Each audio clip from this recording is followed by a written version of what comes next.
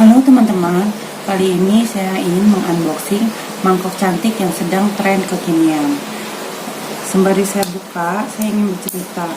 Sebenarnya saya tahu mangkok ini sejak awal bulan Maret. Dan waktu saya lihat, saya suka, lalu saya mengkliknya ke keranjang. Cuman saya itu tipe orang yang kalau tidak penting-penting amat ya belanjanya nanti-nanti saja gitu kan. Saya taruh dulu di keranjang. Setelah 2 minggu kemudian, pas saya buka, saya kaget. Barang yang saya mau habis. Itu jantungan, sembari deg-degan. Akhirnya saya coba cari ke toko lain. Di toko lain ada teman-teman, tapi harganya mahal, sekitar 90 sampai 100 ribu. Ada yang 200 malah. Saya udah cari ke toko all shop lainnya juga sama mahal semua. Sedangkan yang saya mau itu harganya ini cuma 58.000 teman-teman saya membelinya. Akhirnya udah dong, sembari kecewa ya sudahlah, tidak milik. Saya akhirnya tidak membeli. Ya kadang-kadang saya suka mengulang hal yang sama seperti ini berkali-kali. Ada barang bagus dan harga murah, cuman karena saya pikir bukan hal yang penting, ya nanti-nanti aja gitu. Ya itu lagi, barangnya habis. Berkali-kali terjadi. Nah kemarin pas lagi hari belanja nasional, saya iseng, saya cari lagi.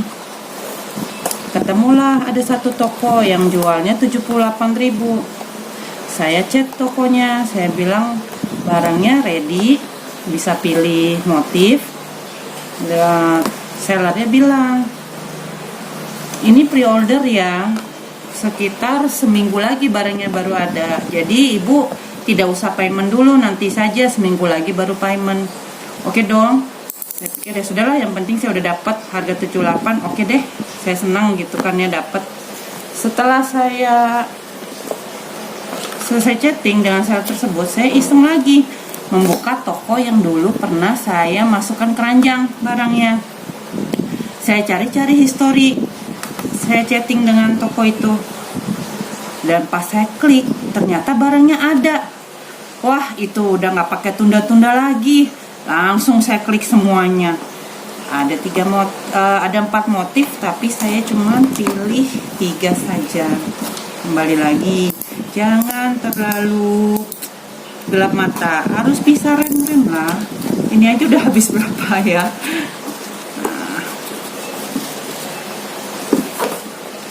Ini yang motif strawberry.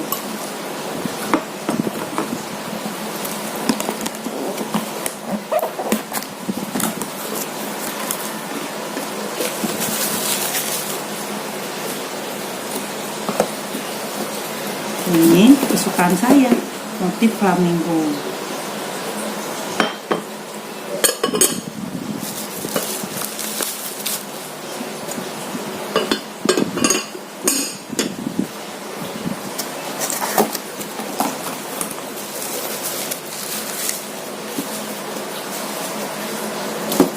Dan ini motif terbarunya, jerapah.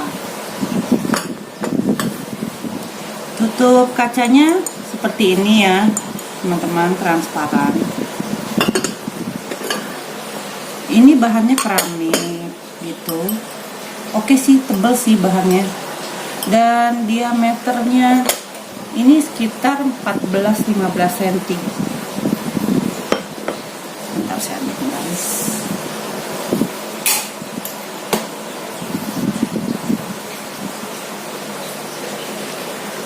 Sekitar 15 cm teman-teman diameternya. Lumayan lah ya buat taruh sayur, lauk-lauk gitu. Ini saya sukanya panci ini karena ada tutupnya dan bahannya keramik, jadi tahan panas. Cuman sellernya sih bilang ini bisa di atas kompor, tapi sayang ya panci segini cantik kalau kita taruh di atas kompor takutnya nanti retak. Soalnya saya pernah pengalaman punya panci tanah liat, itu setelah pakai sekitar setahun itu pancinya retak, terbelah. Malah saya pernah sekali masak itu makanan ambrol, jatuh semua keluar dari pantat panci itu. jadi saya udah agak kapok, jadi saya paling hanya beli ini untuk di meja makan saja. Oke, sekian teman-teman, ini sharing dari saya dan belajar dari pengalaman saya. Jika ada barang yang kita suka dan harganya murah dibanding toko lain, lebih baik langsung dibeli, jangan tunda-tunda. Untung akhirnya saya dapat juga dengan harga yang murah. Jadi kecewanya hilang deh, terbayar sudah. Oke. Ini ya teman-teman, panci tanah liat yang saya ceritakan. Ini saya memilikinya sudah lama, sekitar 10 tahun. Dan saya suka memasaknya menggunakan panci ini karena yang saya tahu kalau kita memasak menggunakan panci tanah liat katanya rasanya lebih enak katanya. Nah ini teman-teman bisa lihat ya, retaknya ini sudah hampir terbelah dua.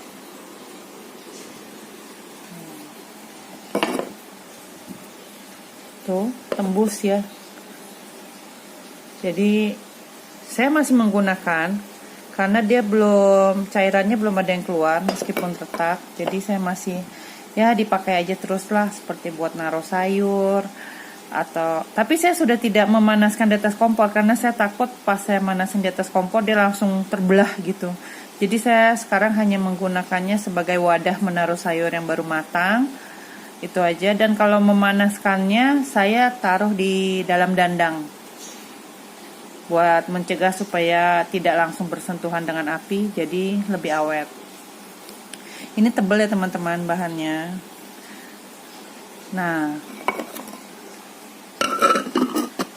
ini panci yang saya baru punya tadi. Ini teman-teman bisa lihat ya, kayaknya bahannya agak tipis keramiknya.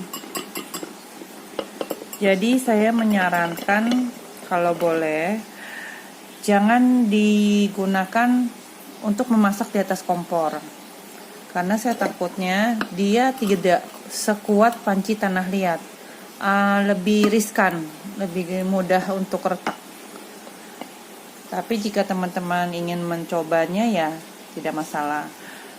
Satu tips lagi dari saya dulu mempunyai Corningware seperti ini, tapi merek Corningware.